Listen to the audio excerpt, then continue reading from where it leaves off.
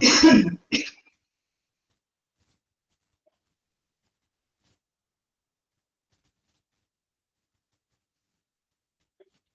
afternoon.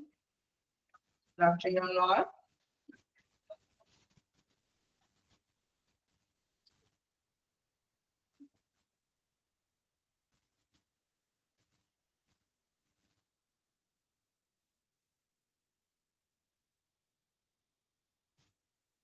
Okay, good afternoon.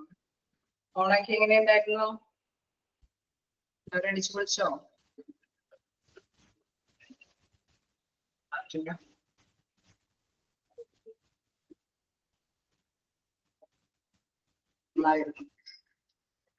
Okay, anyway നമുക്ക് start ചെയ്യാം. എവിടെ വരെയാ നമ്മൾ എടുത്തു നിർത്തിയെന്ന് ഓർമ്മയുണ്ടോ?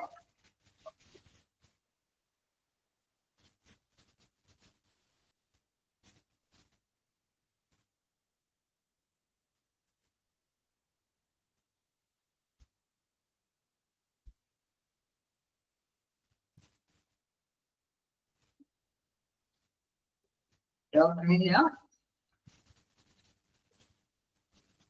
എംപ്ലോയി സെക്യൂരിറ്റി അതിന്റെ ഒന്ന് സ്റ്റാർട്ട് ചെയ്തില്ലേ? ഇൻട്രൊഡക്ഷൻ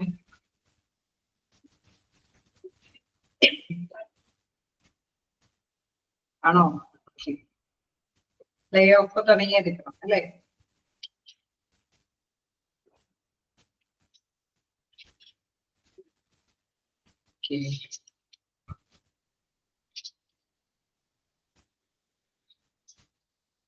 അപ്പൊ നമ്മള് പോയിന്റ്സ് കണ്ടു അല്ലെ? എംപ്ലോയീസ് വ്യത്യസ്ത തരത്തിലുള്ള ഫ്രിഞ്ച് ബെനിഫിറ്റ്സുകൾ ഉണ്ടെന്ന് കണ്ടു. ഇത്തരത്തിലുള്ള ഫ്രിഞ്ച് ബെനിഫിറ്റ്സുകൾ എന്ന് പറയുമ്പോൾ എംപ്ലോയീസിനെ അവരുടെ ജോലിയിൽ സ്ഥിരപ്പെടുത്തുവാൻ വേണ്ടിയിട്ടും നല്ല എംപ്ലോയീസിനെ കണ്ടെത്തുവാൻ വേണ്ടിയിട്ട് റിക്രൂട്ട്മെന്റ് ഒക്കെ നടത്തി അവരെ കണ്ടെത്തുവാൻ വേണ്ടിയിട്ടും മാത്രമല്ല നല്ല മാക്സിമം നല്ല സാറ്റിസ്ഫാക്ഷനോട് കൂടിയിട്ട് വർക്ക് ചെയ്യുമ്പോൾ തീർച്ചയായിട്ടും നല്ലൊരു റിസൾട്ട് ആ ഒരു ഓർഗനൈസേഷനിൽ ഉണ്ടാവും എന്നുള്ള ഉദ്ദേശത്തോടു കൂടി തന്നെയാണ് ഇത്തരത്തിലുള്ള ബെനിഫിറ്റ്സുകൾ എംപ്ലോയീസിന് നൽകുന്നത് അല്ലെ? അപ്പൊ നമ്മൾ കണ്ടു അതില് ഫസ്റ്റ് എന്താണ് പലതരത്തിലുള്ള payment for time not worked അല്ലെ? അവരുടെ ഒരു ആനുകൂല്യം, അതായത് കുറച്ച് ഒഴിവുകളൊക്കെ അവർക്ക് ലഭ്യമാകുക, പേയ്മെന്റോട് കൂടിയ ഒഴിവുകളെ കുറിച്ചിട്ട് നമ്മൾ കണ്ടു. നെക്സ്റ്റ് കണ്ടു എംപ്ലോയി സെക്യൂരിറ്റി അല്ലെ? ജോലിയുമായി ബന്ധപ്പെട്ടുള്ള ഒരു ഉറപ്പ്. അതായത് നമുക്കറിയാം ഒരു ജോലി അത് ഫസ്റ്റ് ആണ് അല്ലെ? ഇപ്പൊ ഒരു ജോലിയിൽ പ്രവേശിച്ചു കഴിഞ്ഞ് കഴിഞ്ഞാൽ ആ ജോലിയിൽ നിന്ന് എപ്പോഴെങ്കിലും നമുക്ക് വിട്ടുപോകേണ്ടി വന്നാൽ അല്ലെ, അത് തീർച്ചയായിട്ടും അത് അവരുടെ ആ ഒരു ലൈഫ് സ്റ്റേജിനെ ബാധിക്കും അല്ലെ? അവരെ ആശ്രയിച്ച് കഴിയുന്നവരെയൊക്കെ വളരെ കാര്യമായിട്ട് ബാധിക്കും. അപ്പൊ ജോലിയുടെ സുരക്ഷ അത് പ്രധാനപ്പെട്ട ഒരു ഘടകമാണ്. അതുമായി ബന്ധപ്പെട്ട് ഇത്രയും എംപ്ലോയീസ് ഉണ്ടെങ്കിൽ വർക്ക് ചെയ്യുന്നുണ്ടെങ്കിൽ തീർച്ചയായിട്ടും അതിനനുസരിച്ചിട്ടുള്ള ആക്ടുകളുണ്ട്. ആ ആക്ടിന്റെ പ്രാബല്യത്തില് അതിന്റെ പിന്തുണയിൽ തീർച്ചയായിട്ടും എംപ്ലോയീസിന് അവരുടേതായിട്ടുള്ള ജോലിയുടെ സെക്യൂരിറ്റി അവിടെ അവൈലബിൾ ആണ്. അത് മാത്രമല്ല വീണ്ടും അല്ലെ, ചില കമ്പനികളൊക്കെ ആണെങ്കിൽ അവര് നഷ്ടത്തിലൊക്കെ പോവുകയാണെങ്കിൽ കുറച്ചു പേരെയൊക്കെ പിരിച്ചുവിടും. അങ്ങനെ പിരിച്ചുവിട്ട് കഴിഞ്ഞാലും അവർക്ക് കുറച്ചു നാളെങ്കിലും ജീവിക്കാനുള്ള കുറച്ച് അല്ലെ തീർച്ചയായും ഒരു റിട്ടേൺ അല്ലെ ഒരു നിശ്ചിത തുകയെങ്കിലും അവരെ പിരിച്ചുവിട്ടാലും ലഭ്യമാകുന്നുണ്ട് എന്നുള്ള ഒരു ഫോമുകളൊക്കെയാണ് പൊതുവെ എംപ്ലോയീസ് തിരഞ്ഞെടുക്കുകയുള്ളൂ അല്ലെ? അപ്പൊ അത്തരത്തിലുള്ള ആനുകൂല്യവുമായി ബന്ധപ്പെട്ട രണ്ട് ടേംസ് ആണ്, ഒന്ന് ലേ ഓഫ് കോമ്പൻസേഷൻ, മറ്റൊന്ന് റിട്രെഞ്ച്മെന്റ് കോമ്പൻസേഷൻ. ലേ ഓഫ് കോമ്പൻസേഷൻ എന്ന് പറഞ്ഞാൽ നമുക്കറിയാം എന്താണ്, ജോലി കുറവായത് കൊണ്ട് അവർക്ക് കുറച്ച് വ്യക്തികളെയൊക്കെ പിരിച്ചുവിടേണ്ട അവസ്ഥ വരുന്നു. അപ്പൊ തീർച്ചയായിട്ടും അങ്ങനെ പിരിഞ്ഞു പോകുന്ന വ്യക്തികൾക്ക് അല്ലെ അവർ തീർച്ചയായിട്ടും ലേ ഓഫ് കോമ്പൻസേഷൻ ഒക്കെ കിട്ടുമോ എന്നുള്ളത് ഉറപ്പാക്കിയിട്ടായിരിക്കും ഓരോ എംപ്ലോയീസും ഓരോ ഓർഗനൈസേഷനൊക്കെ തിരഞ്ഞെടുക്കുകയുള്ളൂ. There are instances when management is forced by circumstances to lay off employees. അല്ലെ അവര് ആ ഒരു എന്തെങ്കിലും എന്താണ് കുറവ് ഷോർട്ടേജ്, അവരുടെ ജോലിയിൽ എന്തെങ്കിലും ഷോർട്ടേജ് വരികയോ നഷ്ടത്തിൽ പോകാൻ തുടരുകയോ ചെയ്യുന്ന കമ്പനികളൊക്കെ ആണെങ്കിൽ കുറച്ച് തൊഴിലാളികളെയൊക്കെ കുറച്ച് കോമ്പൻസേഷൻ ഒക്കെ കൊടുത്ത് പിരിച്ചുവിടാൻ സാധ്യതയുണ്ട്. In instance of a layoff, employees are entitled to a layoff compensation at the rate of 50% of the total basic wages and dearness allowance for the period of their layoff, excluding the number of weekly holidays in that period. അതായത് ഇങ്ങനെ പിരിച്ചു വിട്ട് കഴിഞ്ഞാലും എന്താണ് അവർക്ക് ചെറിയൊരു ആനുകൂല്യം ലഭ്യമാക്കേണ്ടതുണ്ട്. കാരണം അവരുടെ സുരക്ഷ ഉറപ്പാക്കിയിട്ടാണ് അവർ അത്രയും നാളും അവിടെ ജോലി ചെയ്തത് അല്ലെ. അവർക്ക് ജോലിയുണ്ട്, സാലറി ഉണ്ട് എന്നുള്ള ഒരു കൃത്യമായിട്ടുള്ള ഒരു എയിം വെച്ചുകൊണ്ട് ആ ഒരു ജോലിയിൽ തന്നെയായിരിക്കും അവരുടെ ആശ്രയം അല്ലെ. അപ്പൊ അങ്ങനെ വരുമ്പോൾ അവർ പിരിഞ്ഞു പോകുമ്പോൾ അതിനെ ഫേസ് ചെയ്യാൻ അവർക്ക് ബുദ്ധിമുട്ടാവും. തീർച്ചയായിട്ടും എന്താണ് അവർക്ക് ആ എംപ്ലോയർ തൊഴിലുടമ ഒരു കോമ്പൻസേഷൻ അനുവദിക്കുന്നു. അവിടെ പറയുന്ന ഒരു എന്തുണ്ട് അല്ലെ, ഒരു എന്താ പറയാ ഒരു കാൽക്കുലേഷൻ അല്ലെ. ഇവിടെ തീർച്ചയായിട്ടും പറയുന്ന ബേസിക് വേജസിനോ അതോടൊപ്പം തന്നെയുള്ള ഡിഎൻഎസ് അലവൻസിലേക്ക് ഒരു 50% ആണ് കോമ്പൻസേഷൻ ആയിട്ട് ലഭ്യമാകുന്നത്. അതിൽ എടുത്ത് പറയുന്നുണ്ട് എന്താണ് excluding the number of weekly holidays in the period. അതായത് ആ പീരിയഡിൽ അവരുടെ ഹോളിഡേയ്സ് ഒക്കെ മാറ്റി നിർത്തിയിട്ടുള്ള ഡേയ്സുകളിൽ അവരുടെ സാലറിയുടെ ഒപ്പമുള്ള ഡിഎൻഎസ് അലവൻസിന്റെ ഒക്കെ 50% ആണ് കോമ്പൻസേഷൻ ആയിട്ട് അവർക്ക് ലഭ്യമാകുന്നത്. Then payment of a layoff compensation is usually paid up to 45 days in a year. ഒരു വർഷത്തില് 45 ദിവസത്തെ ആണ് ഇത്തരത്തിലുള്ള സാലറിയുടെ അല്ലെ അവരുടെ വേതനത്തിന്റെ 50% ലഭ്യമാകുന്നത്. അവിടെ ആ ഒരു ഡേയ്സും കൂടി പ്രിഫർ ചെയ്യുന്നുണ്ട്. അതായത് വർഷത്തില് 45 ദിവസത്തെ എങ്കിലും എന്താണ് സാലറി അവർക്ക് എന്താണ് സാലറിയുടെ 50% ഒരു കോമ്പൻസേഷൻ ആയിട്ട് അവർക്ക് ലഭ്യമാക്കിയിട്ടാണ് ഈ ലേ ഓഫ് പരിപാടി അവര് അതിനെ മുൻകൈ എടുക്കുന്നത്. അപ്പൊ തീർച്ചയായിട്ടും എന്താണ് അവർക്ക് ജസ്റ്റ് അല്ലെ ഒരു ജോലി വിട്ടുപോയാലും പെട്ടെന്ന് തന്നെ അവർക്ക് മൊത്തമായിട്ട് ഒരു വരുമാനം ഇല്ലാതാവുന്നില്ല. ഒരു ചെറിയ റിട്ടേൺ ആര് നൽകുന്നുണ്ട്? ആരാ എംപ്ലോയിക്ക് ഇങ്ങനെ നൽകുന്നത്? ലേ ഓഫ് കോമ്പൻസേഷൻ ആരായിരിക്കും നൽകുന്നത്? ഇപ്പോൾ തന്നെ ഉണ്ടാവും. ആരായിരിക്കും എംപ്ലോയിക്ക് ലഭ്യമാകുന്നത്? മാനേജർ അല്ലെങ്കിൽ എംപ്ലോയർ അല്ലെ, അവിടുത്തെ തൊഴിലുടമയാണ് അവർക്ക് വേണ്ടിയിട്ട് ഈ ലേ ഓഫ് കോമ്പൻസേഷൻ ലഭ്യമാക്കുന്നത് അല്ലെ. അപ്പൊ തീർച്ചയായിട്ടും നമുക്കറിയാം പെട്ടെന്ന് പിരിച്ചു വിട്ടു കഴിഞ്ഞാൽ അവർ വല്ലാത്ത ഒരു കഷ്ടപ്പാടിലേക്ക് പോകില്ല അല്ലെ. കുറച്ച് കോമ്പൻസേഷൻ അവിടുന്ന് പേയ്മെന്റ് ആയിട്ട് ലഭ്യമാകുന്നുണ്ട്. Up to 45 days in a year, ഒരു വർഷത്തിലെ 45 ദിവസം വരെയുള്ള വേതനം. അതായത് അവരിൽ എന്താണ് അവര് ജോലി ചെയ്തുകൊണ്ടിരിക്കുമ്പോൾ ഉണ്ടായിരുന്ന ആ ഒരു വേതനത്തിന്റെ ബേസിക് സാലറിയോടൊപ്പമുള്ള ഡിഎൻഎസ് അലവൻസിന്റെ 50% അവർക്ക് ലഭ്യമാകുന്ന ഒരു രീതിയിലാണ് ഒരു ഫ്രഞ്ച് ബെനിഫിറ്റ്സ് ആയിട്ട് അവര് ലഭ്യമാക്കുന്നത്. വീണ്ടും റിട്രെഞ്ച്മെന്റ് കോമ്പൻസേഷൻ അവിടെ 45 ഡേയ്സ് ഒക്കെ ഇമ്പോർട്ടന്റ് ആണ്. 50% ഓഫ് ടോട്ടൽ ബേസിക് വേജസ് അതിന്റെ ഡിഎൻഎസ് അലവൻസ് ഒക്കെ ജസ്റ്റ് നോട്ട് ചെയ്യാം. ഓക്കെ, അതേമാതിരി തന്നെ എംപ്ലോയി സെക്യൂരിറ്റിയുമായി ബന്ധപ്പെട്ടുള്ള കോമ്പൻസേഷൻ ആണ് അല്ലെ. രണ്ട് തരത്തിലുള്ള കോമ്പൻസേഷനുകളാണ് ഇവിടെ എടുത്ത് പറയുന്നത്. ഒന്ന് ലേ ഓഫ് കോമ്പൻസേഷനും മറ്റൊന്ന് റിട്രെഞ്ച്മെന്റ് കോമ്പൻസേഷനും. ഇനി റിട്രെഞ്ച്മെന്റ് കോമ്പൻസേഷൻ എന്ന് പറയുന്നത് എന്താണ്? അത് ഇതുമാതിരി തന്നെ ഒരു ചെലവ് കുറയ്ക്കുക എന്നുള്ളതിന്റെ ഭാഗമായി തന്നെയാണ് ഈ ഒരു കോമ്പൻസേഷനും ലഭ്യമാകുന്നത്. It is A mandatory four non seasonal industrial establishment employee 50 or more workers to give 1 month notice or 1 month wages to all the workers who are retrenched after 1 year of continuous service.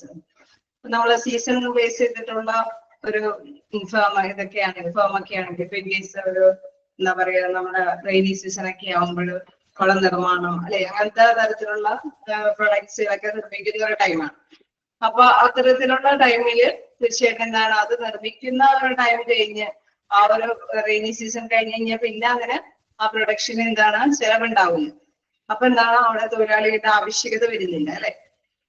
അപ്പൊ സാധാരണയായിട്ട് ഈ season base ആയിട്ടുള്ള പ്രോഡക്റ്റുകളൊക്കെ നിർമ്മിക്കുമ്പോൾ കുറച്ച് നാളെ അവരെ ആവശ്യമായിട്ട് വരില്ല. കാരണം അവരെ എന്താ പറയാ എല്ലാ മാസവും എല്ലാ ദിവസവും അവരെ ജോലി ചെയ്യിപ്പിച്ച് വെറുതെ സാലറി കൊടുക്കേണ്ട ഒരു അവസ്ഥ എന്ന് പറയുന്നത് കമ്പനിക്ക് നഷ്ടം ഉണ്ടാക്കും അല്ലെ. അപ്പൊ സീസൺ ആകുന്ന ടൈമിൽ പക്ഷെ ഇവരെ ആവശ്യവുമാണ്. അപ്പൊ ഇങ്ങനെയുള്ള തൊഴിലാളികൾക്ക് വേണ്ടിയിട്ട് സാധാരണയായിട്ട് എംപ്ലോയർ നൽകുന്നത് എന്താന്ന് വെച്ചാൽ എന്താണ് അത് ഒരു നോൺ സീസണൽ ആയിട്ടുള്ള ഇൻഡസ്ട്രിയൽ എസ്റ്റാബ്ലിഷ്മെന്റ് ഒക്കെ ആകുമ്പോൾ 50 or more workers to give 1 month notice or 1 month wages to all the workers who are retrenched after 1 year of a continuous year. Services. അതായത് ഒരു വർഷത്തെ അവര് കണ്ടിന്യൂസ് ആയിട്ട് ആ ഒരു എംപ്ലോയറിന്റെ കീഴിലാണ് വർക്ക് ചെയ്യണമെങ്കിലാണ് ഈ ഒരു ഇതിന് ഈ ഒരു ആനുകൂല്യത്തിന് അർഹമാകുന്നുള്ളൂ. This compensation is paid at the rate of 15 days wages for every completed years of service with a maximum of 45 days wages in a year. അപ്പൊ അവിടെ പ്രധാനമായിട്ട് പറയാണ് 15 ദിവസത്തെ. ഇനിയിപ്പോ ഒരാള് എന്താണ് 2-3 വർഷമായിട്ട് ആ എംപ്ലോയറിന്റെ കീഴിൽ ഇനിയെ വർക്ക് ചെയ്യും. ഇപ്പൊ 2-3 വർഷം കണ്ടിന്യൂസ് ആയിട്ട് വർക്ക് ചെയ്യുമ്പോൾ എന്താണ് അയാൾക്ക് 3 വർഷത്തെ ഒരു എക്സ്പീരിയൻസ് ഉണ്ട് അല്ലെ. അപ്പൊ അങ്ങനെ വരുമ്പോഴെന്താണ് അവർക്ക് 15 ഡേയ്സ് ഒരു വർഷത്തിൽ ഫസ്റ്റ് ഇയറിലെ ഒരു 15 ഡേയ്സിനും അർഹതയുണ്ട്, സെക്കൻഡ് ഇയറിലെയും 15 ഡേയ്സിന് അർഹതയുണ്ട്, ദെൻ തേർഡ് ഇയറിലെയും 15 ഡേയ്സിന് അർഹതയുണ്ട് അല്ലെ. അപ്പൊ എന്താണ് 45 ഡേയ്സ്. ഇൻ കേസ് ഒരു 5 ഇയേഴ്സ് കണ്ടിന്യൂസ് ആയിട്ട് വർക്ക് ചെയ്യുന്ന ഒരു വ്യക്തിയാണെങ്കിൽ മാക്സിമം ഒരു ലിമിറ്റും കൂടി ഇവിടെ പറയുന്നുണ്ട്. Maximum of 45 days wages in a year. ഒരു വർഷത്തില് എന്താണ് അവർക്ക് ഒരു 45 ദിവസത്തെ വേതനമാണ് കൈപ്പറ്റാനായിട്ട് ഇത്തരത്തിലുള്ള വേതനം എന്താണ് റിട്രെഞ്ച്മെന്റ് കോമ്പൻസേഷൻ എന്നുള്ള വകുപ്പില് കൈപ്പറ്റാനുള്ള പദ്ധതിയുള്ളൂ. തീർച്ചയായിട്ടും എന്താണ് കണ്ടിന്യൂസ് ആയിട്ട് 1 ഇയർ എങ്കിലും മസ്റ്റ് ആയിട്ട് മിനിമം വർക്ക് ചെയ്യുകയും വേണം. മാക്സിമം എത്ര വർഷം ഇവരോടൊപ്പം ഈ എംപ്ലോയറിനോടൊപ്പം വർക്ക് ചെയ്താലും എന്താണ് മാക്സിമം ഒരു 45 ഡേയ്സിന്റെ കോമ്പൻസേഷൻ ആണ് അവർക്ക് ലഭ്യമാകുന്നത്. അപ്പൊ ഒരു വർഷത്തില് 15 ദിവസത്തെ വേതനമാണ് ഇവർക്ക് എന്താണ് കോമ്പൻസേഷൻ ആയിട്ട് ലഭ്യമാകുന്നത്. ദെൻ അങ്ങനെ കണ്ടിന്യൂസ് ആയിട്ട് വർക്ക് ചെയ്യുന്ന ഒരുപാട് വർഷം ഉണ്ടെങ്കിൽ മിനിമം എന്താണ് മാക്സിമം ഒരു 45 ഡേയ്സിന്റെ വേജസ് ആണ് അവർക്ക് ലഭ്യമാകുന്നത്. ക്ലിയർ ആയോ? ഫസ്റ്റ് 2 പോയിന്റും ക്ലിയർ ആയോ? ലേ ഓഫ് കോമ്പൻസേഷനും റിട്രെഞ്ച്മെന്റ് കോമ്പൻസേഷനും. ഇനി ലാസ്റ്റ് ഒരു സെന്റൻസും കൂടി ഉണ്ട്, എന്നിട്ട് ജസ്റ്റ് ഒന്ന് വായിച്ചു നോക്കാം. Workers are entitled for compensation even in case of closing down of an organization. Okay, workers are entitled for compensation even in case of closing down of the organization. അല്ലെ, in case ഇത് അവസാനിക്കുകയാണെങ്കിൽ കേട്ടോ, ഇടയ്ക്ക് നമുക്ക് ഇപ്പൊ കാണാം കമ്പനിയിലെ പിരിച്ചുവിടാത്ത ആൾക്കാർക്കൊന്നും ഇത് ഇല്ല അല്ലെ, അവർക്ക് സാധാരണ സാലറിയാണ് അവർക്ക് ലഭ്യമാകുന്നത്. അതേസമയം പിരിച്ചുവിടുന്ന വ്യക്തികളുണ്ട് എങ്കിൽ അതനുസരിച്ചിട്ട് നമുക്കറിയാം കമ്പനി എംപ്ലോയിയെ സംബന്ധിച്ച് എന്താണ് 2 കാര്യങ്ങളുണ്ട് അല്ലെ. അടുത്ത സീസൺ ആവുമ്പോൾ ഈ വ്യക്തികളെ കിട്ടുകയും വേണം. ഈ സീസണിൽ നിന്ന് അല്ലെ ഈ സീസണിൽ ഇനിയുള്ള നാളുകളിൽ വെറുതെ അവർക്ക് ഫ്രീ ആയിട്ട് സാലറി കൊടുക്കാനും പറ്റില്ല അല്ലെ. അപ്പൊ 2 രീതിയിലുള്ള കാര്യം കൂടി മനസ്സിലാക്കിയിട്ട് തന്നെയാണ് ചിലത് ക്ഷണിക്കുക എന്നുള്ള ലക്ഷ്യത്തോട് കൂടിയിട്ട് റിട്രെച്ച്മെന്റ് കോമ്പൻസേഷൻ എംപ്ലോയിക്ക് വേണ്ടിയിട്ട് ലഭ്യമാക്കുന്നത്. ഓക്കെ, അവിടെ 2-3 കണ്ടീഷൻസ് പറയുന്നുണ്ട്. ഒരു 1 ഇയർ എങ്കിലും കണ്ടിന്യൂസ് ആയിട്ട് ആ എംപ്ലോയറുടെ കീഴിൽ വർക്ക് ചെയ്യുന്ന ഒരു വ്യക്തിയായിരിക്കണം. ദെൻ 15 ഡേയ്സിന്റെ സാലറിയാണ് ഇവർക്ക് ലഭ്യമാകുന്നത് ഓരോ വർഷത്തിലും. ദെൻ എത്ര വർഷം കണ്ടിന്യൂസ് ആയിട്ട് വർക്ക് ചെയ്താലും മാക്സിമം 45 ഡേയ്സിന്റെ വേജസ് ആണ് ഇവർക്ക് ലഭ്യമാകുന്നത്. ക്ലിയർ അല്ലേ? അപ്പൊ ആ പോയിന്റ്സ് ഒക്കെ ജസ്റ്റ് നോട്ട് ചെയ്യാം. ഇതൊരു മാൻഡേറ്ററി ആണെന്ന് മനസ്സിലാക്കാം. അതായത് നിർബന്ധപൂർവം ഈ കോമ്പൻസേഷൻ ലഭ്യമാക്കേണ്ടതാണ്.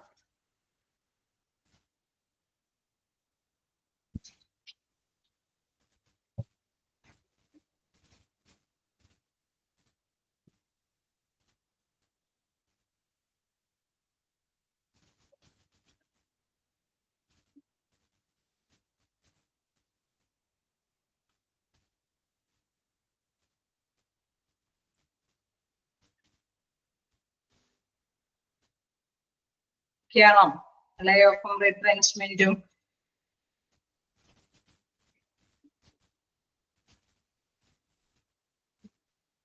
കണ്ടിന്യൂ ചെയ്തോട്ടെ.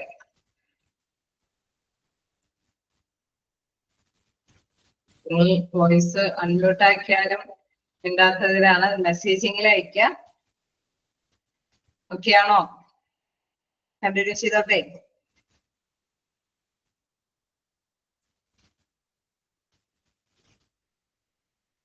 ഓക്കെ, അപ്പൊ എന്തെങ്കിലും ഡൗട്ട് ഉണ്ടെങ്കിൽ ചോദിച്ചു പോകണം, അല്ലെങ്കിൽ പിന്നെ നമ്മൾ പഠിച്ചു പോകും. ഓക്കെ, നെക്സ്റ്റ് എന്താണ് safety and health provisions. Okay, ആരോഗ്യപരമായിട്ടുള്ള കാര്യങ്ങൾ, സേഫ്റ്റി നമ്മുടെ സുരക്ഷ, അതോടൊപ്പം തന്നെ ഹെൽത്ത് അല്ലെ, ആരോഗ്യത്തിന്റെ സുരക്ഷ നൽകുന്ന കാര്യങ്ങളെ കുറിച്ചിട്ടാണ് നെക്സ്റ്റ് പറയുന്നത്.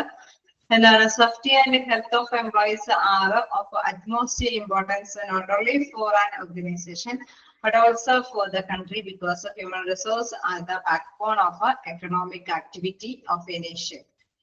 Okay, ഒരു രാജ്യത്തിനെ സംബന്ധിച്ച് ഏറ്റവും വലിയ റിസോഴ്സസ് എന്ന് പറയുന്നത് ഏതാണ്? ഏത് റിസോഴ്സ് ആണ് ഏറ്റവും വലിയ റിസോഴ്സ് എന്ന് പറയുന്നത്? ഹ്യൂമൻ റിസോഴ്സ് അല്ലെ? കാരണം നമുക്കറിയാം അല്ലെ, ഏറ്റവും വലിയ റിസോഴ്സ് എന്ന് പറയുന്നത് ഹ്യൂമൻ എഫേർട്ട്. നമുക്ക് എത്ര മെഷീൻ സ്ഥാപിച്ചാൽ അതിനെ കൈകാര്യം ചെയ്യാനുള്ള നോളജ് ഉള്ള വ്യക്തികൾ വേണം അല്ലെ. അപ്പൊ തീർച്ചയായിട്ടും ഏറ്റവും നല്ല റിസോഴ്സസ് എന്ന് പറയുന്നത് ഹ്യൂമൻ റിസോഴ്സസ് തന്നെയാണ്. അതാണ് എന്താണ് ഒരു കൺട്രിയുടെ ബാക്ക് ബോൺ എന്ന് വിശേഷിപ്പിക്കുന്നത് അല്ലെ. സാമ്പത്തികത്തിന്റെ സ്രോതസ് എന്ന് വിശേഷിപ്പിക്കാവുന്ന ഒരു റിസോഴ്സസ് ആണ് ഹ്യൂമൻ റിസോഴ്സസ് എന്ന് പറയുന്നത്. അപ്പൊ അതുകൊണ്ട് തന്നെ അവരുടെ ഹെൽത്ത്, ആരോഗ്യം എന്ന് പറയുന്നത് വളരെ ഇമ്പോർട്ടന്റ് ആയ കാര്യം തന്നെയാണ്. അത് ഇമ്പോർട്ടന്റ് ആണ്, നിങ്ങൾ നോട്ട് ചെയ്യേണ്ട പോയിന്റ് തന്നെയാണ്. Human resource are the backbone of economic activity of a nation. Then in India, the Factories Act 1948 stipulates certain requisites regarding working conditioning in order to provide a safe working environment. Okay, നമുക്കറിയാം എന്താണ് പ്രധാന ആക്ടുകളൊക്കെ ഉണ്ടെങ്കിൽ അല്ലെ, നിയമങ്ങൾ ഉണ്ടെങ്കിൽ ആ നിയമത്തിന്റെ അടിസ്ഥാനത്തിൽ തന്നെയായിരിക്കണം മിക്ക കമ്പനികളൊക്കെ ഫോളോ ചെയ്ത് പോകേണ്ടത് അല്ലെ. ഇത്രയും എണ്ണം വർക്കേഴ്സ് അവിടെ വർക്ക് ചെയ്യുന്നുണ്ടെങ്കിൽ തീർച്ചയായിട്ടും അവരെ ആ ഒരു കാര്യത്തില് പ്രധാനമായിട്ടും ആ ആക്ടിന്റെ കീഴിൽ എന്തൊക്കെയാണ് പറയുന്നത് അതനുസരിച്ചിട്ട് മൂവ് ചെയ്യേണ്ടത് ആവശ്യമാണ് അല്ലെ. Provisions mean to safeguard health related to overall cleanliness, proper ventilation and temperature, proper disposal of wastes and effluents, protection from dust and worms, artificial humidation, safe drinking water, adequate number of latrines and urinals in proper working conditions and adequate lighting. Okay, നമുക്കറിയാം ഒരു organisation, ഒരു സ്ഥാപനത്തിൽ നമ്മൾ work ചെയ്യണമെങ്കിൽ ആ സ്ഥാപനത്തെ അടിസ്ഥാന കുറെ സൗകര്യങ്ങളൊക്കെ വേണം അല്ലെ. ഒരു ഇതിന്റെ അറിഞ്ഞ ഒരു സ്ഥലത്ത് കൊണ്ടുപോയി വായും വെളിച്ചവും വെട്ടം ഒന്നും ഇല്ലാത്തൊരു സ്ഥലത്ത് അല്ലെ, ഭയങ്കര ചൂടും ഒക്കെയുള്ള സ്ഥലങ്ങളിൽ പോയി ജോലി ചെയ്യുക എന്ന് പറയുന്നത് ബുദ്ധിമുട്ടാണ്. അവിടെയുള്ള എംപ്ലോയീസിന് ബുദ്ധിമുട്ടാണ് അല്ലേ? ആണോ? അപ്പോ ആക്ട് എന്താ പറയുന്നത്? ആക്ടില് കുറെ എന്താണ് ഹെൽത്തുമായി ബന്ധപ്പെട്ട സുരക്ഷാ കാര്യങ്ങൾ അവിടെ പറയുന്നുണ്ട്. അതില് പ്രധാനമായിട്ടും പറയുന്ന പ്രൊവിഷൻസുകൾ ഏതൊക്കെയാണ്? Safeguarding health related to overall cleanliness അല്ലെ, അവിടെ എല്ലാം വൃത്തിയുള്ളതായിരിക്കണം എന്നുള്ള ആ ഒരു നിയമം വരുന്നുണ്ട്. പ്രോപ്പർ വെന്റിലേഷൻ ഉണ്ടായിരിക്കണം, അതിന്റെ ടെമ്പറേച്ചർ, പ്രോപ്പർ ഡിസ്പോസൽ ഓഫ് വേസ്റ്റുകളെല്ലാം നിർമ്മാർജ്ജനം ചെയ്യാനായിട്ടുള്ള സൗകര്യങ്ങൾ ഉണ്ടാവണം. എഫ്ലുവൻസ് എന്ന് പറഞ്ഞ മലിനജലങ്ങൾക്ക് ഒഴുക്കി കളയാനുള്ള സൗകര്യങ്ങൾ ഉണ്ടാവണം. പ്രൊട്ടക്ഷൻ ഫ്രം ഡസ്റ്റ്, ഫേൺസ് അല്ലെ, പൊടിപടലുകളിൽ നിന്ന്, പുകകളിൽ നിന്നുള്ള സംരക്ഷണമൊക്കെ അവിടെയുള്ള വർക്കേഴ്സിന് അതൊന്നും എഫക്ട് ചെയ്യാൻ പാടില്ല. ആർട്ടിഫിഷ്യൽ ഹ്യൂമിഡിയേഷൻ, സേഫ് ഡ്രിങ്കിങ് വാട്ടർ, നമുക്കറിയാം എന്താണ് ആർട്ടിഫിഷ്യൽ ആയിട്ടുള്ള മഞ്ഞും കാര്യങ്ങളൊക്കെ കൈകാര്യം ചെയ്യുമ്പോൾ അല്ലെങ്കിൽ നല്ല സുരക്ഷിതമായിട്ടുള്ള നല്ല ശുദ്ധിയുള്ള വെള്ളം ഉണ്ടായിരിക്കണം. then എന്താ പറയുന്നത്? adequate number of latrines and urinals in proper working condition. Okay, നമുക്കറിയാം സാധാരണ ബേസിക് നീഡ്സ് കൈകാര്യം ചെയ്യാൻ പറ്റുന്ന സൗകര്യങ്ങളെല്ലാം തന്നെ അവിടെ കൃത്യമായിട്ട് ഉണ്ടായിരിക്കണം. അതും പ്രോപ്പർ വർക്കിംഗ് കണ്ടീഷനിലായിരിക്കണം. then അൺആഡിക്വേറ്റ് ലൈറ്റിംഗ് അല്ലെ, അവിടെ മതിയായ വെളിച്ചവും ഉണ്ടായിരിക്കണം അല്ലെ. ആക്ടിന്റെ കീഴിൽ ഇതെല്ലാം മസ്റ്റ് ആയിട്ടും ഓരോ എംപ്ലോയിക്കും ലഭ്യമാക്കേണ്ടത് ആവശ്യമാണ്. Then it is therefore vital to protect employees against accidents and conditions detrimental to health, as both are harmful factors that affect the productive capacity of the affected employees. Okay, നമുക്കറിയാം എന്തെങ്കിലും അല്ലെ അവിടെ അവരുടെ ഉത്പാദനക്ഷമത വർദ്ധിപ്പിക്കണമെങ്കിൽ തീർച്ചയായിട്ടും നമുക്കറിയാം നല്ല സാറ്റിസ്ഫൈഡ് ആയിട്ടുള്ള ഒരു അന്തരീക്ഷം ഉണ്ടായാലാണ് അവര് നല്ല മാക്സിമം എഫേർട്ടോട് കൂടിയിട്ട് വർക്ക് ചെയ്യുള്ളൂ അല്ലേ? ശരിയല്ലേ ഈ പറയുന്നതൊക്കെ?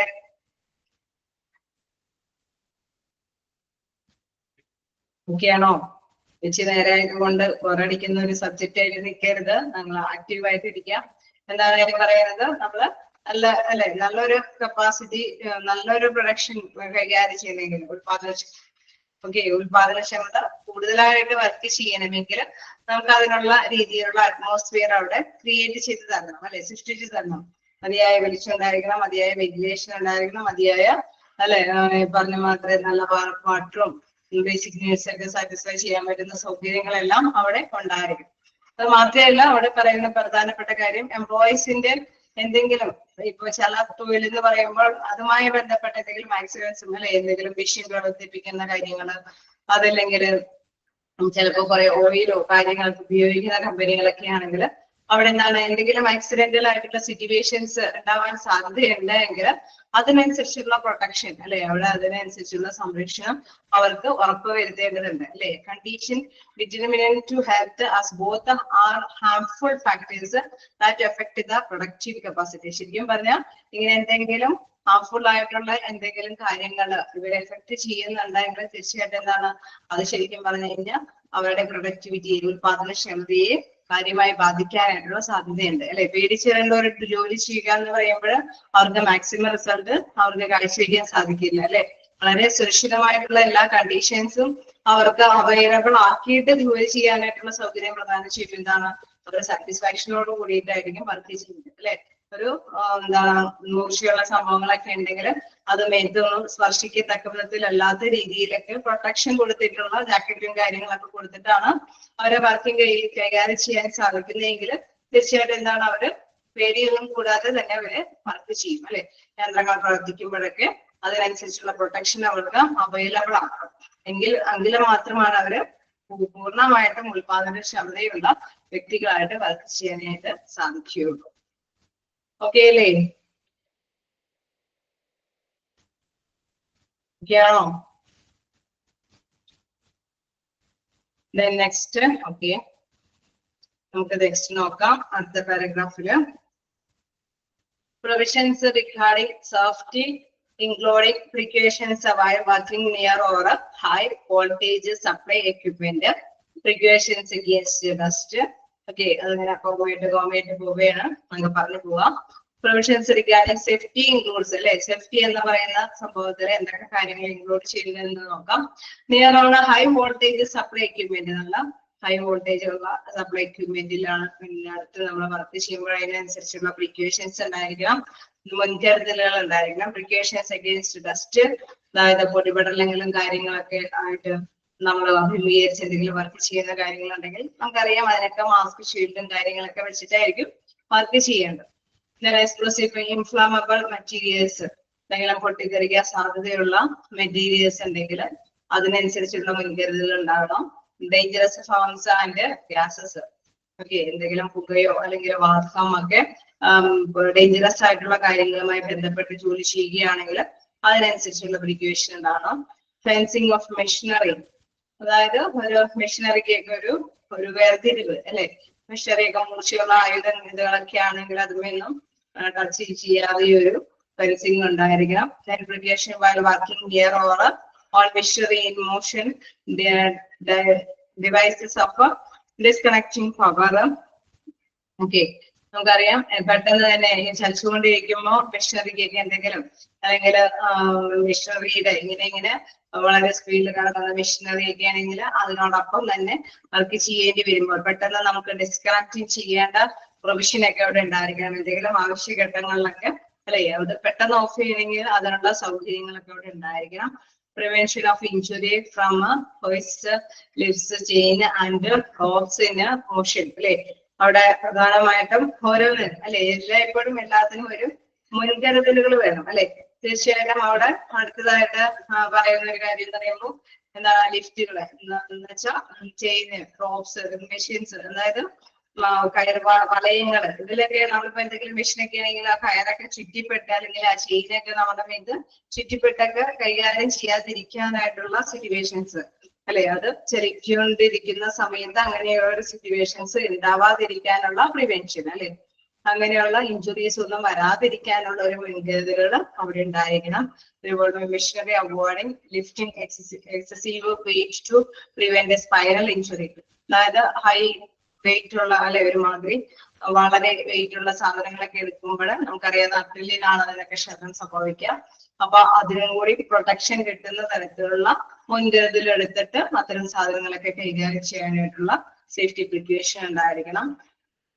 എന്താ വീണ്ടും പറയുന്നത്, in addition, there are provisions regarding emergency action equipment in case of fire, availability of power according to required specifications, safety of plant and machinery. Okay, നമുക്കറിയാം പെട്ടെന്ന് എന്തെങ്കിലും തീപിടുത്തോ പൊട്ടിത്തെറിയോ അങ്ങനെ എന്തെങ്കിലും ഉണ്ടെങ്കിൽ അത് പെട്ടെന്ന് തടുക്കാൻ മാതിരിയുള്ള ഒരു പ്രത്യേക സജ്ജീകരണങ്ങളെല്ലാം തന്നെ അവിടെ അറേഞ്ച് ചെയ്തിരിക്കണം. തീർച്ചയായിട്ടും ഹ്യൂമൻ ബീയിങ് വളരെ അല്ലെ എന്താണ് പെട്ടെന്ന് കാര്യമായിട്ടുള്ള ഒരു റിസോഴ്സസ് ആണ് അല്ലെ. അപ്പൊ അതുകൊണ്ട് തന്നെ ബാക്ക്ബോൺ ഓഫ് എക്കോണമി എന്നാണ് ഹ്യൂമൻ ബീയിങ്ങിനെ വിശേഷിപ്പിക്കുന്നത് അല്ലെ. അപ്പൊ അതുകൊണ്ട് തന്നെ എന്താണ് അതിന് അത്രയും പ്രൊട്ടക്ഷൻ ലഭ്യമാകുന്ന തരത്തിലുള്ള കെയർ കൊടുത്തിട്ട് വേണം എന്താണ് ഏതൊരു കമ്പനി ആണെങ്കിലും സംരംഭമാണെങ്കിലും പ്രവർത്തിക്കാനായിട്ട്. അതുമായി ബന്ധപ്പെട്ട് ഞാൻ പറഞ്ഞു ഫാക്ടറീസ് ആക്ട് ഉണ്ട് അല്ലെ. ആക്ടിന്റെ കീഴിൽ ഒരുപാട് നിയമാവലികളുണ്ട്. ഈ നിയമാവലികൾ കൈകാര്യം ചെയ്തതിനു ശേഷമാണ് അവിടെയുള്ള വർക്കേഴ്സിനെ കൊണ്ട് വർക്ക് ചെയ്യിപ്പിക്കാനൊക്കെ ആയിട്ട് പാടുള്ളൂ. ഓക്കെ, ക്ലിയർ ആയോ? ജസ്റ്റ് വായിച്ചു നോക്കുക. ആക്ടിന്റെ അണ്ടറിലൊക്കെ നിങ്ങൾ അണ്ടർലൈൻ ചെയ്ത് പോവുക.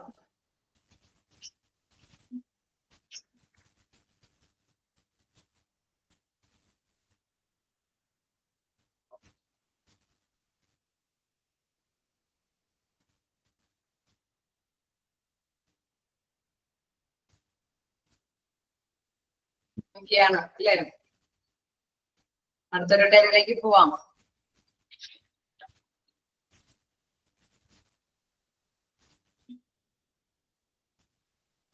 ക്ലിയർ ആണോ?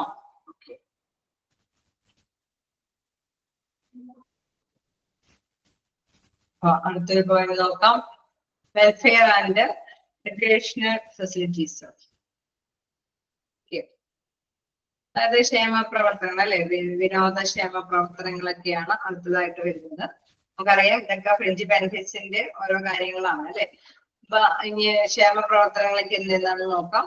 General and recreation facilities provide ആണ് ആസ് ഫോളോസ്. ഇത്തരത്തിലുള്ള ആനുകൂല്യങ്ങളുണ്ട്. അവിടെ പറയുന്നത് നോക്കാം. First one housing.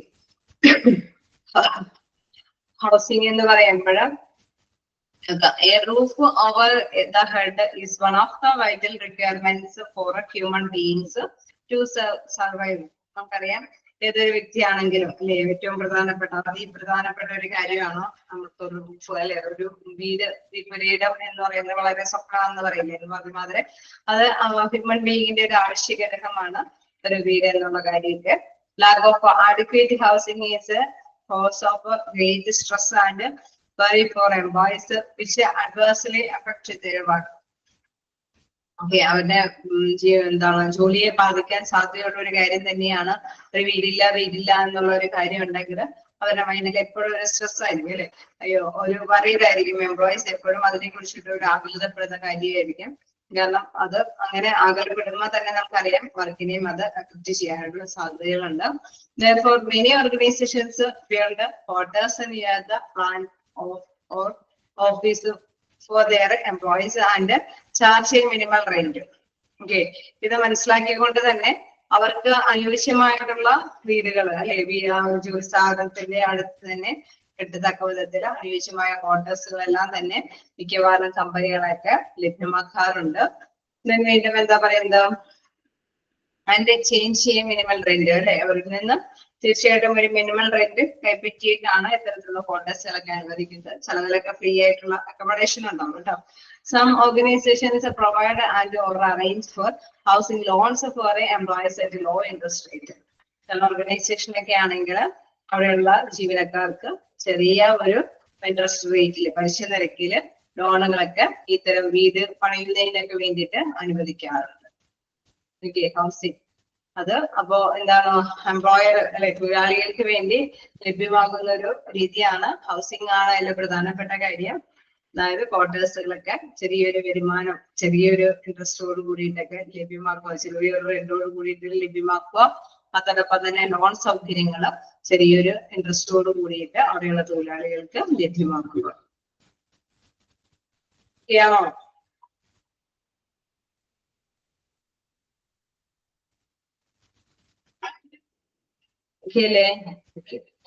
Canteen service. Canteen നമുക്ക് അറിയാവുന്ന കാര്യമാണ് അല്ലെ. ഓർഗനൈസേഷൻ ഇപ്പോ കോളേജ് ലെവലിലാണെങ്കിലും സ്കൂൾ ലെവലിൽ വരെ എന്തുണ്ട്, ക്യാൻറ്റീൻ സർവീസ് ഉണ്ട് ഇല്ലേ? ഇങ്ങനെ സർവീസ് ഇല്ലേ? അപ്പൊ അവിടെ ഒരു ആ സർവീസിന് ഒരു പ്രത്യേകത കൂടിയുണ്ട്. നോക്കാം നമുക്ക് എന്താണെന്നത്. This facility is of great interest for both the management and the employees. Okay, അത് വളരെയധികം പ്രാധാന്യമുള്ള കാര്യമാണ്. ഇപ്പൊ എംപ്ലോയീസിന് മാത്രമല്ല, എംപ്ലോയറിനാണെങ്കിലും വളരെ ഇൻട്രസ്റ്റിംഗ് ആയിട്ടുള്ള ഒരു ഫെസിലിറ്റിയാണ്. Availability of good and fresh food at place at affordable rates is important for employees. തൊഴിലാളികളെ സംബന്ധിച്ച് നോക്കുകയാണെങ്കിൽ മിതമായ നിരക്കില് ഗുണമേന്മയുള്ള ഫുഡ് അത് കൃത്യമായിട്ടുള്ള സമയത്തൊക്കെ ലഭ്യമാകുക എന്ന് പറയുന്നത് വളരെ ഇമ്പോർട്ടന്റ് ആയിട്ടുള്ള കാര്യം തന്നെയാണ്. Section 46 of the Factories Act 1948 imposes a statutory obligation for employers to provide canteens in a facility factories employing more than 250 workers. അതായത് 250 മേലെ വർക്കേഴ്സ് ഉള്ള ഒരു സ്ഥാപനമാണ് എങ്കിൽ തീർച്ചയായിട്ടും എന്താണ് 1948 ഫാക്ടറീസ് ആക്ട് പ്രകാരം അവിടെ തീർച്ചയായിട്ടും എന്താണ് ഒരു ക്യാൻറ്റീൻ സർവീസ് മസ്റ്റ് ആയിട്ട് വേണ്ടതാണ്. Most organizations, even those with less than 250 workers, have voluntarily provided canteen facilities. Meals are made available to the employee at the subsidized rate in these canteens. Okay, നമുക്കറിയാം subsidy നിരക്കില് തന്നെ വിലക്കുറഞ്ഞ നിരക്കില് അവർക്ക് എംപ്ലോയീസിന് എന്താണ് വില കുറച്ച് സാധനങ്ങൾ supply ചെയ്യാൻ വേണ്ടിയിട്ട് ക്യാൻറ്റീൻ സർവീസുകളുണ്ട്. തീർച്ചയായിട്ടും എന്താണ് 250 താഴെയുള്ള 250 മേലെയുള്ള വർക്കേഴ്സ് വർക്ക് ചെയ്യുന്ന സ്ഥാപനമാണെങ്കിൽ അത് മാൻഡേറ്ററി ആണ്. എന്ന് വെച്ചാൽ അത് മസ്റ്റ് ആയിട്ട് സ്റ്റാറ്റ്യൂട്ടറി ഒബ്ലിഗേഷൻ ആണ്. ആ ഒരു കമ്പനി അല്ലെങ്കിൽ ആ ഒരു ഓർഗനൈസേഷൻ തീർച്ചയായിട്ടും അവിടെയുള്ള എംപ്ലോയീസിന് മസ്റ്റ് ആയിട്ട് ക്യാൻറ്റീൻ സർവീസ് പ്രൊവൈഡ് ചെയ്യണം. അതിനൊക്കെ താഴെയുള്ളവരാണെങ്കിൽ ചിലപ്പോൾ അത് അങ്ങനെയുള്ളവര് വോളണ്ടിയർലി സ്വമേധയാ തന്നെ പ്രൊവൈഡ് ചെയ്യാറുണ്ട്. ആർക്ക് വേണ്ടിയിട്ട്? അവിടെയുള്ള എംപ്ലോയീസിന് വേണ്ടിയിട്ട് ക്യാൻറ്റീൻ സർവീസുകൾ പ്രൊവൈഡ് ചെയ്യാറുണ്ട്. അവിടെ സബ്സിഡി റേറ്റിലായിരിക്കും, വില കുറച്ചായിരിക്കും ക്യാൻറ്റീൻ സർവീസുകൾ അവര് പ്രദാനം ചെയ്യുന്നത്. ക്ലിയർ ആണോ? ആ പോയിന്റ്സ് ഒക്കെ ജസ്റ്റ് നോട്ട് ചെയ്യാം. 250 വർക്കേഴ്സിന്റെ കാര്യം, 1948 ഫാക്ടറീസ് ആക്ടിന്റെ കാര്യം ഒന്ന് ജസ്റ്റ് നോട്ട് ചെയ്യാം. ഓക്കെ, ഒന്ന് വായിച്ചു നോക്കാം. എത്രത്തോളം വരെ ഒന്ന് വായിച്ചു നോക്കാം. നമ്മൾ 4th പോയിന്റില് 2 പോയിന്റും കൂടി ഡിസ്കസ് ചെയ്തു. എന്തെങ്കിലും ഡൗട്ട് ഉണ്ടെങ്കിൽ ചോദിക്കാം.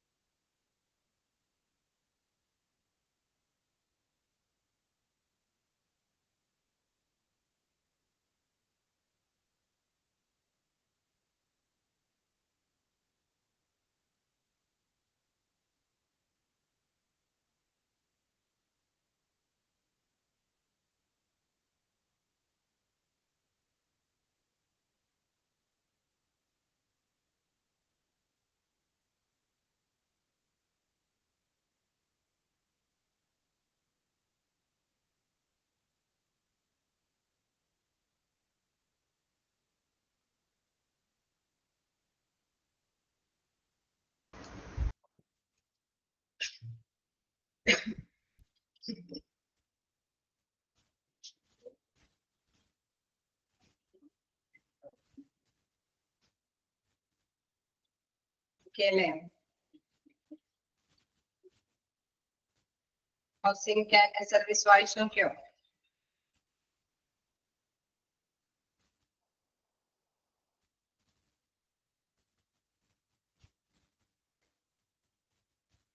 നെക്സ്റ്റ് നമുക്ക് നോക്കാം, കണ്ടിന്യൂ ചെയ്യാലോ.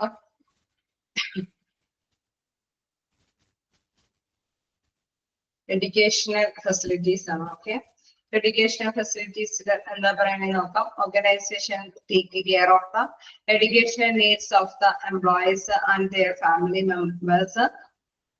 നമുക്കറിയാം എവിടെയുള്ളവർക്ക് അല്ലെ, ചിലപ്പോ ആണെങ്കിൽ ചില സ്ഥാപനങ്ങളിലൊക്കെ അങ്ങനെ പൊതുവെ ഉണ്ടാവില്ലേ. എനിവേ എന്താണ്, ചില സ്ഥാപനങ്ങളിലെല്ലാം അവിടെ വർക്ക് ചെയ്യുന്നവരുടെയും വിദ്യാഭ്യാസ കാര്യങ്ങൾക്കൊക്കെ വേണ്ടിയിട്ട് ലോണുകളും കാര്യങ്ങളൊക്കെ അനുവദിക്കാറുണ്ട്. Organisations take care of education needs of the employee and their family members. അത് മാത്രമല്ല അവരുടെ ഫാമിലി മെമ്പേഴ്സിനും എഡ്യൂക്കേഷൻ പർപ്പസിന് വേണ്ടിയിട്ടുള്ള ഫെസിലിറ്റി ചെയ്യാറുണ്ട്. Organisation grand easy loans to employ for studying to enhance their qualifications or for the education of their family members. അവരുടെ family മെമ്പേഴ്സിന് അവർക്കോ ആവശ്യമായിട്ടുള്ള എഡ്യൂക്കേഷന് വേണ്ടിയിട്ട് ആവശ്യമായിട്ടുള്ള ഫണ്ട് അത് ഈസി ആയിട്ടുള്ള ലോൺ അനുവദിക്കാറുണ്ട്. Then വീണ്ടും എന്താ പറയുന്നത്, some organization also have library facilities.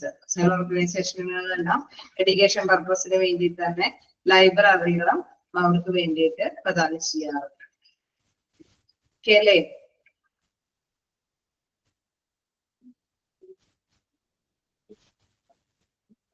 Consumer societies. Consumer societies എന്ന് പറയുമ്പോൾ എന്താണ് നോക്കാം. സൊസൈറ്റികളൊക്കെ അല്ലെ, സംഘങ്ങൾ ആയിട്ട് സൊസൈറ്റികൾ രൂപീകരിച്ചിട്ട് അവർക്ക് വേണ്ടിയിട്ട് മറ്റുള്ളവർക്ക് വേണ്ടിയിട്ടൊക്കെ വിനിമയം ചെയ്യുന്നതാണെന്ന് നോക്കാം. Organisations with their premises and staff quarters are located at a place far away from a market facilities, setting up of consumer items stores in the workers residences.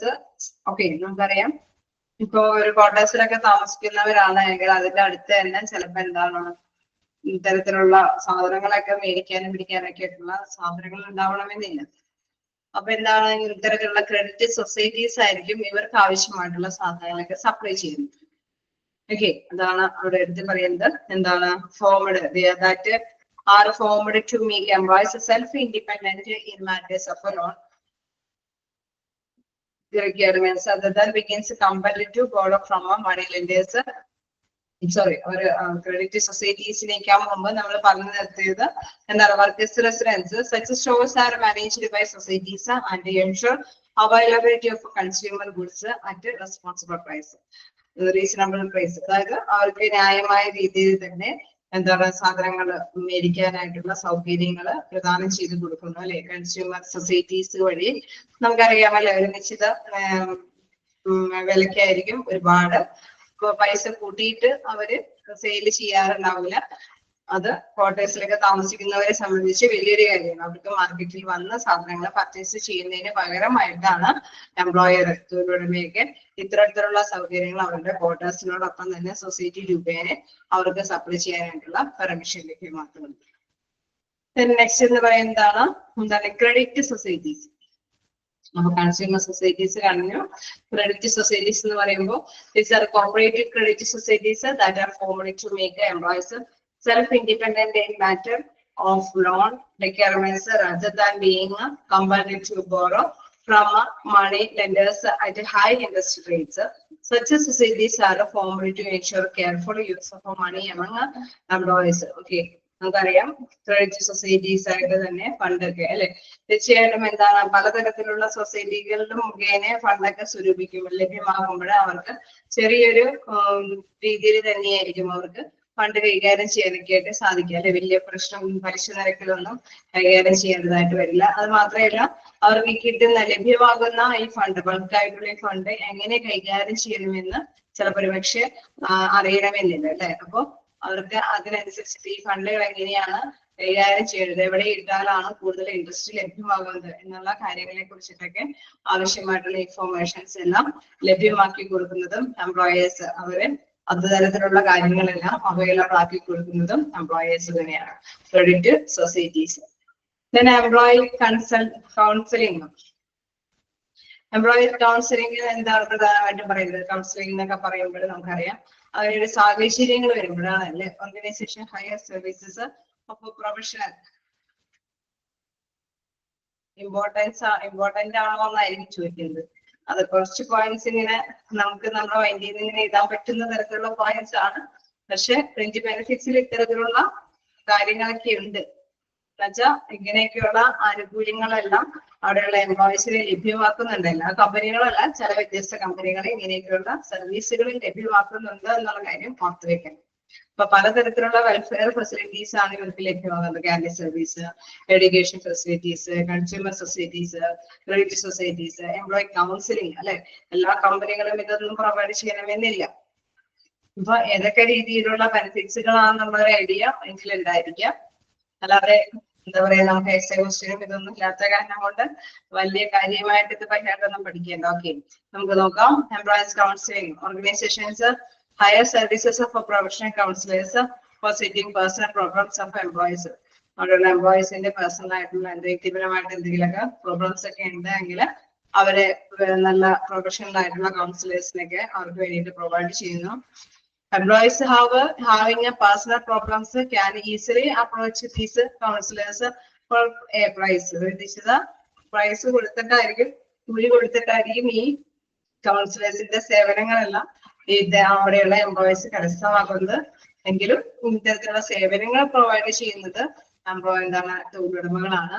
Such societies R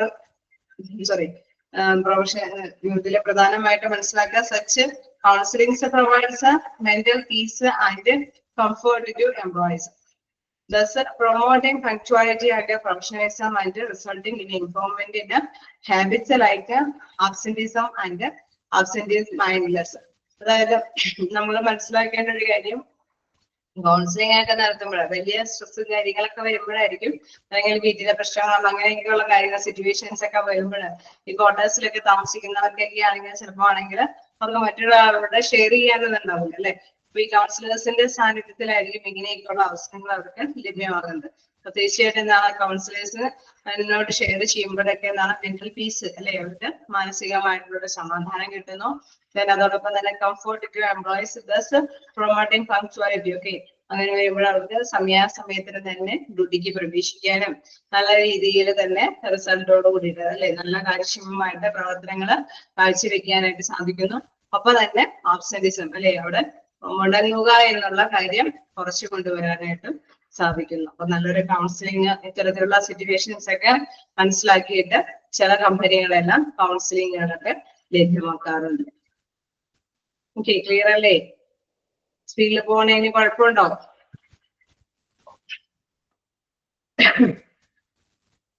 ഇതറിയാവുന്നതല്ലേ, അതുകൊണ്ടാണ് ഞാൻ സ്പീഡിൽ പോണത്. കുഴപ്പമില്ലല്ലോ, continue ചെയ്തോട്ടെ. Okay, കുഴപ്പമില്ല. Next നോക്കാം, legal assistance. ഇതേമാതിരി തന്നെ നിയമകാര്യങ്ങളൊക്കെ കൈകാര്യം ചെയ്യാൻ വേണ്ടിയിട്ട് കോടതി കാര്യങ്ങൾക്ക് വേണ്ടിയിട്ടൊക്കെ നിയമങ്ങളൊക്കെ മനസ്സിലാക്കി കൊടുക്കാനായിട്ട് അസിസ്റ്റൻസിനെ provide organisation provide legal assistance to employees through lawyers employed by the organization by hiring the services of external lawyers. പുറത്തുനിന്നുള്ള ലോയേഴ്സിന്റെ സേവനങ്ങളൊക്കെ ലഭ്യമാക്കി അവിടെയുള്ള എംപ്ലോയീസിന് കൊടുക്കാറുണ്ട്. അവരുടേതായിട്ടുള്ള ലീഗൽ ഇഷ്യൂസിനൊക്കെ കൈകാര്യം ചെയ്യുന്നുണ്ട്. നിയമപരമായിട്ടുള്ള പ്രശ്നങ്ങളൊക്കെ കൈകാര്യം ചെയ്യാനായിട്ട് ലീഗൽ അസിസ്റ്റൻസിനെ ഏർപ്പാടാക്കി കൊടുക്കുന്നു. Then holiday homes. Okay. Last point നോക്കാം.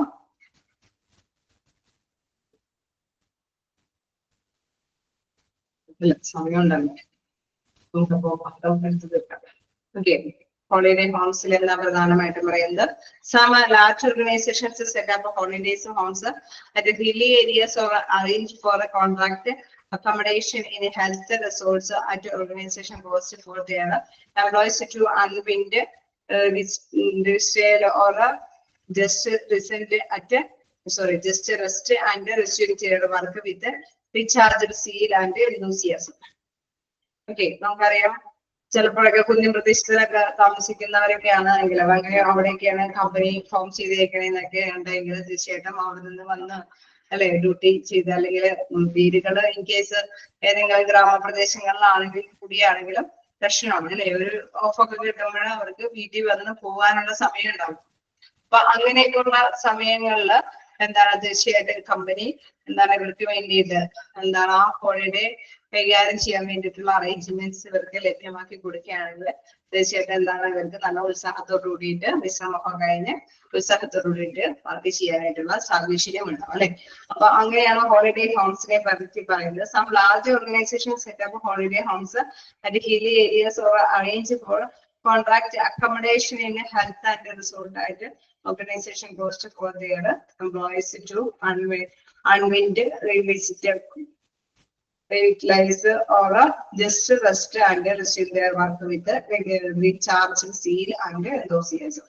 അവിടെ പ്രധാനമായിട്ടും പറയുന്നത് ഒരു ഉത്സാഹത്തോട് കൂടിയിട്ട് അല്ലെ ഉത്സാഹഭരിതരായിട്ട് ഡ്യൂട്ടി ചെയ്യാൻ വേണ്ടിയിട്ട് റെസ്റ്റ് എടുക്കുന്നതിന് വേണ്ടിയിട്ട് അങ്ങനെ എന്താണ് ഹില്ലി ഏരിയയിലൊക്കെ ആണെങ്കിൽ അവർക്ക് എത്തിപ്പെടാൻ പറ്റാത്ത ഒരു സാഹചര്യമൊക്കെ ഉണ്ടാവാൻ സാധ്യത ഉള്ളത് കൊണ്ട് തന്നെ അവർക്ക് റെസ്റ്റ് എടുത്തുകൊണ്ടും ഉത്സാഹഭരിതരായിട്ട് ജോലി ചെയ്യാനായിട്ടുള്ള സൗകര്യങ്ങൾ ഹോളിഡേ ഹോംസുകളെല്ലാം ആര് പ്രൊവൈഡ് ചെയ്യുന്നു? എംപ്ലോയർ അല്ലെങ്കിൽ ഹോം മാനേജ്മെന്റ് അവർക്ക് വേണ്ടിയിട്ട് എംപ്ലോയറിന്റെ സാന്നിധ്യത്തിൽ തന്നെ അവർക്ക് വേണ്ടിയിട്ട് പ്രൊവൈഡ് ചെയ്യുന്നു. Okay. So next നമുക്ക് നോക്കാം ട്രാൻസ്പോർട്ടേഷൻ ഫെസിലിറ്റീസ്. ട്രാൻസ്പോർട്ടേഷൻ ഫെസിലിറ്റീസ് ഒക്കെ പൊതുവെ കേൾക്കാറുണ്ട് അല്ലെ ഇല്ലേ? പൊതുവെ ഇപ്പൊ കുട്ടികളെ എടുത്ത് കൊണ്ടുവന്നാക്കുന്ന മാതിരി തന്നെ മിക്കവാറും കമ്പനികളിലൊക്കെ ഒരു ബസ് അതിന് വേണ്ടിയിട്ടൊക്കെ ഉണ്ടാവും അല്ലെ. എല്ലായിടത്തുനിന്നും കളക്ട് ചെയ്ത് സമയത്തൊക്കെ കമ്പനിയിൽ എത്തിച്ച് കമ്പനിയെ കഴിഞ്ഞ് കഴിയുമ്പോൾ വീടുകളിലേക്ക് എത്തിക്കുന്ന സർവീസുകളെല്ലാം പ്രദാനം ചെയ്യുന്നു. Transportation facilities organization provide pickup and drop facilities to those employees who are not staying in the quarters of the organization. ഓർഗനൈസേഷനിൽ തങ്ങാതെ അല്ലെ ആ ഒരു ക്വാർട്ടേഴ്സിലൊന്നും തങ്ങാതെ അവർക്ക് എന്താണ് അവർക്ക് ആവശ്യമായിട്ട് തന്നെ ഓഫീസിൽ എത്താനും തിരിച്ച് വീടുകളിലേക്ക് എത്തിച്ചേരാനുമായിട്ടുള്ള ഒരു സാഹചര്യം ഒരു ട്രാൻസ്പോർട്ടേഷൻ ഫെസിലിറ്റീസ് അല്ലെ ട്രാവലിംഗ് കാര്യങ്ങളൊക്കെ കൈകാര്യം ചെയ്ത് കൊടുക്കുന്നുണ്ട്. This improves the punctuality and reduces stress among the employees. Okay, നമുക്കറിയാം പങ്ക്ച്വലായിട്ട് വീടുകളിൽ എത്തി ജോലി ചെയ്യാനായിട്ട് സാധിക്കുകയും ചെയ്യും തിരിച്ചു പോകാനായിട്ടും അവർക്ക് സാധിക്കും അല്ലെ. അപ്പൊ അങ്ങനെ വരുമ്പോഴെന്താണ് reduce stress among the employees. എംപ്ലോയറുടെ ഇടയിലുള്ള ആ ഒരു സ്ട്രെസ് അല്ലെ എത്രയും പെട്ടെന്ന് എത്തണമല്ലോ എവിടെ വണ്ടി പിടിച്ചു പോകണം അങ്ങനെയൊക്കെയുള്ള ആ ഒരു ബുദ്ധിമുട്ടുകളൊക്കെ അവോയ്ഡ് ചെയ്ത് അവർക്ക് ഫ്രീ ആയിട്ട് തന്നെ എന്താണ് ഡ്യൂട്ടിക്ക് പ്രവേശിക്കാനും തിരിച്ച് വീട്ടിൽ ചെല്ലുന്നെത്താനായിട്ടും സാധിക്കുന്നു. അതിനായിട്ട് ആവശ്യമായിട്ടുള്ള ട്രാൻസ്പോർട്ടേഷൻ ഫെസിലിറ്റീസ്. എന്താണ് വെൽഫെയർ സെക്ഷൻസ്. വെൽഫെയർ സെക്ഷൻസിൽ നോക്കാം എന്താണ് പറയുന്നത്. Some organizations establish welfare sections or departments manned by welfare officers to look into matters related to welfare benefits so as to enable effective implementation of welfare schemes initiated by the organization. Okay, നമുക്കറിയാം ക്ഷേമ പ്രവർത്തനങ്ങളും ഇതോടൊപ്പം തന്നെ നിർവഹിക്കുന്നുണ്ട് അല്ലെ. അപ്പോ ഓരോ section ഡിപ്പാർട്ട്മെന്റിനനുസരിച്ചിട്ടുള്ള ക്ഷേമ പ്രവർത്തനങ്ങളാണ് അവിടെ പ്രധാനമായിട്ടും വരുന്നത്.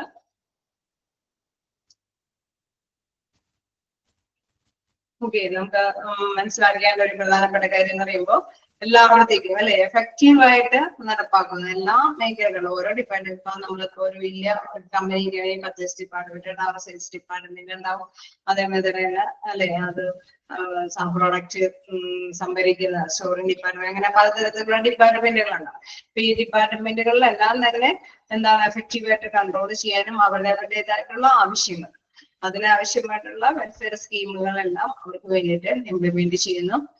This is one point. Contract place and hence employees do not have to run from pillar of post to solve any of their welfare related problems. Okay, നമുക്കറിയാം ഇങ്ങനെയൊക്കെ വരുമ്പോൾ എല്ലാ കാര്യങ്ങളും അല്ലെ ഒരു ഓർഗനൈസേഷന്റെ ഉള്ളിൽ സംഭവിക്കുന്ന കാര്യങ്ങളൊക്കെ തന്നെ പ്രോബ്ലംസ് ആണെങ്കിൽ തന്നെ അതിനുള്ളിൽ തന്നെ ഒതുക്കി തീർക്കാനൊക്കെ ആയിട്ട് സാധിക്കും. കാരണം അതിനനുസരിച്ചിട്ടുള്ള ക്ഷേമ പ്രവർത്തനങ്ങളെല്ലാം അവർക്ക് വേണ്ടിയിട്ട് അറേഞ്ച് ചെയ്യും. ചിലപ്പോ അവർക്ക് ആവശ്യമായ ട്രെയിനിങ് കിട്ടാത്തായിരിക്കും, ചിലപ്പോൾ അവരുടെ ഹെൽത്ത് ഇഷ്യൂസ് എന്തെങ്കിലും കണ്ടെത്താൻ വേണ്ടിയിട്ടായിരിക്കും. അങ്ങനെ അപ്പൊ ഏത് പ്രോബ്ലംസ് ഉണ്ടായെങ്കിലും ആ പ്രോബ്ലംസിനെ സോൾവ് ചെയ്യാൻ വേണ്ടി അനുവദനീയമായ രീതിയിലുള്ള വെൽഫെയർ സ്കീം അവർക്ക് വേണ്ടി പ്രൊവൈഡ് ചെയ്ത് ആ ഒരു ഓർഗനൈസേഷൻ അല്ലെങ്കിൽ കമ്പനിയുടെ ഉള്ളിൽ വെച്ച് തന്നെ ആ പ്രോബ്ലംസിലേക്ക് സോൾവ് ചെയ്ത് പോകാനായിട്ട് ശ്രമിക്കുന്നു. നെക്സ്റ്റ് ആണെങ്കിലൊക്കെ നിങ്ങൾക്ക് അറിയാവുന്നതാണ് പിക്നിക്സ് ആൻഡ് പാർട്ടീസ്. ഓക്കെ, നന്നായിട്ട് പ്രൊജക്റ്റ് ഒക്കെ നന്നായിട്ട് ഫിനിഷ് ചെയ്യുകയാണെങ്കിൽ അവരെന്ത് ചെയ്യും, ഒരു പിക്നിക്കിന് പോവാം അല്ലെങ്കിൽ ഒരു ഫുഡ് കഴിക്കാം എന്നൊക്കെയുള്ള രീതിയിലൊക്കെ കൈകാര്യം ചെയ്യും അല്ലെ. Once or twice in a year, organizations arrange staff picnics or celebrate birthday parties of our employees, festival days, or celebrate the miscellaneous milestone achieved by the organization. അതായത് നമ്മുടെ എന്തെങ്കിലും അല്ലെ ഒരു കാതലായിട്ടുള്ള അമൂല്യമായിട്ടുള്ള ഒന്ന് നേടുമ്പോഴേ നമ്മളിപ്പോ എവിടെയെങ്കിലും അല്ലെ ഏതെങ്കിലും ആ സ്ഥാപനമാണ് ഏറ്റവും മുൻനിരയിൽ നിൽക്കുന്നത് എന്നുള്ള കാര്യങ്ങളൊക്കെ ഉണ്ടെങ്കിൽ അതൊക്കെ ആഘോഷിക്കാൻ ശ്രമിക്കും. ഉണ്ടാവോ? നാഴികക്കല്ല് എന്നൊക്കെ പറയില്ലേ, മൈൽസ്റ്റോൺ എന്ന് പറയുന്നത്. അപ്പൊ നമ്മളിപ്പോ നമ്മുടെ കമ്പനിയുടെ ഏതെങ്കിലും യൂണിറ്റ് ഏറ്റവും കൂടുതൽ പ്രൊഡക്ഷൻ ഉത്പാദിപ്പിച്ചു, അല്ലെങ്കിൽ ഏറ്റവും ക്വാളിറ്റിയുള്ള പ്രൊഡക്റ്റ് ഉത്പാദിപ്പിച്ചു, അങ്ങനെ എന്തെങ്കിലും ഒരു പ്രധാനപ്പെട്ട ഒരു ലേബല് അവർക്ക് ലഭ്യമാക്കുമ്പോൾ എന്താണ് അതൊക്കെ ആഘോഷിക്കും അല്ലേ? കമ്പനികളൊക്കെ ആഘോഷിക്കില്ലേ? ആഘോഷിക്കാറുണ്ടോ? ഏതെങ്കിലും പോസ്റ്റിലൊക്കെ കാണാറുണ്ടോ? ഉണ്ട് അല്ലെ? അപ്പൊ അങ്ങനെയൊക്കെ ആഘോഷിക്കും, അല്ലെങ്കിൽ പിക്നിക്സ് ഒക്കെ അറേഞ്ച് ചെയ്യും. 2 പ്രാവശ്യം, 1 പ്രാവശ്യമോ അല്ലെങ്കിൽ 2 പ്രാവശ്യമൊക്കെ പിക്നിക്കുകളൊക്കെ അറേഞ്ച് ചെയ്യും. അല്ലെങ്കിൽ ഫെസ്റ്റിവൽ ഡേയ്സ്, അങ്ങനെയുള്ള ഡേയ്സുകളിലൊക്കെ പ്രധാനമായിട്ടും എന്താണ് അവർക്ക് അതിന് അനുയോജ്യമായിട്ടുള്ള രീതിയിലുള്ള കാര്യങ്ങളൊക്കെ പിക്നിക്സും അതേപോലെ തന്നെ പാർട്ടീസ് ഒക്കെ അറേഞ്ച് ചെയ്ത് കൊടുക്കും. അങ്ങനെ വരുമ്പോൾ എന്താണ് എംപ്ലോയീസ് സാറ്റിസ്ഫൈഡ് ആയിരിക്കും അല്ലെ? അവിടെയുള്ള തൊഴിലാളികളൊക്കെ തൃപ്തരായിരിക്കും എപ്പോഴും. കാരണം അവരെയും കൂടി കൺസിഡർ ചെയ്യുന്നുണ്ട് എന്നുള്ളൊരു രീതിയിൽ തന്നെ അവർക്ക് ആവശ്യമായിട്ടുള്ള എൻജോയ്മെന്റ് ഫെസിലിറ്റീസും അവർ അനുവദിക്കുന്നുണ്ട് എന്നുള്ള രീതിയിൽ തന്നെ അവർ വർക്ക് ചെയ്യാനൊക്കെ ആയിട്ട് തയ്യാറാണ്. ലാസ്റ്റ് ഒരു പോയിന്റ് കൂടി ഉണ്ട്, മിസ്ലേനിയസ്. എന്താണ്? Small gestures of expression of warmth and good intentions have profound effects. Organizations set up facilities like clubs, gymnasiums, and community centers. Organizer supports activity with the awards, offer gift during festival and birthdays, and grant level, grant leave, travel concessions.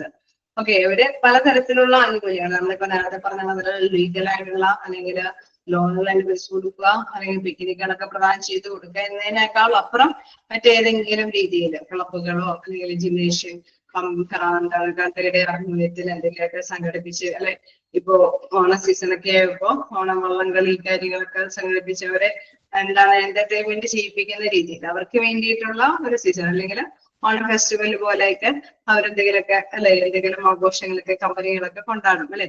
അപ്പൊ അവർക്ക് എന്താണ് കുറച്ചും കൂടി ഉത്സാഹത്തോട് കൂടിയിട്ട് work ചെയ്യാനായിട്ടുള്ള ഒരു സാഹചര്യം. അതാണ് പറയുന്നത് offer gift during festival and birthdays. അതായത് ബർത്ത്ഡേ സീസണിലോ അല്ലെങ്കിൽ ഫെസ്റ്റിവൽ സീസണിലൊക്കെ എന്തെങ്കിലും ഗിഫ്റ്റുകളൊക്കെ പാസ് ചെയ്ത് അങ്ങനെ നല്ലൊരു രീതിയിൽ അല്ലെ അവിടെ അവര് തമ്മിൽ മ്യൂച്വൽ അണ്ടർസ്റ്റാൻഡോട് കൂടിയിട്ട് വർക്ക് ചെയ്യാൻ പറ്റുന്ന ഒരു അറ്റ്മോസ്ഫിയർ ക്രിയേറ്റ് ചെയ്യുന്ന തരത്തിലുള്ള എല്ലാ ബെനിഫിറ്റ്സുകളും അത് എംപ്ലോയിക്ക് വേണ്ടിയിട്ട് പ്രദാനം ചെയ്യുന്നതാണ്. ഓക്കെ അല്ലേ? ജസ്റ്റ് വായിച്ചു നോക്കാം. എന്തായാലും ഇത്തിരി സ്പീഡിലാണ് കുറച്ച് ഭാഗം എടുത്തത്. എന്തെങ്കിലും ഡൗട്ട് ഉണ്ടെങ്കിൽ ചോദിക്കാം.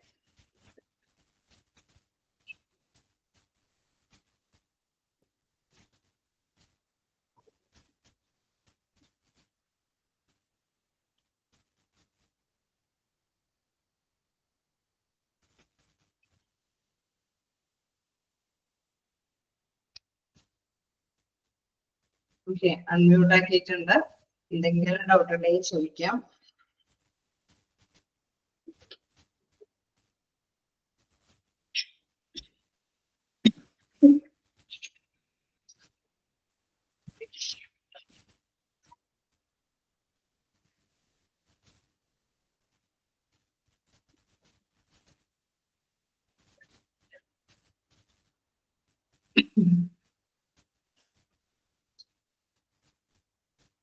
എന്തെങ്കിലും ഡൗട്ട് ഉണ്ടോ?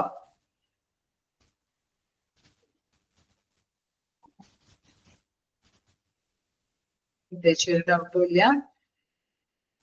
ഓക്കെ, എന്നാൽ നമുക്ക് നെക്സ്റ്റ് ക്ലാസ്സിൽ കാണാം. Okay, thank you.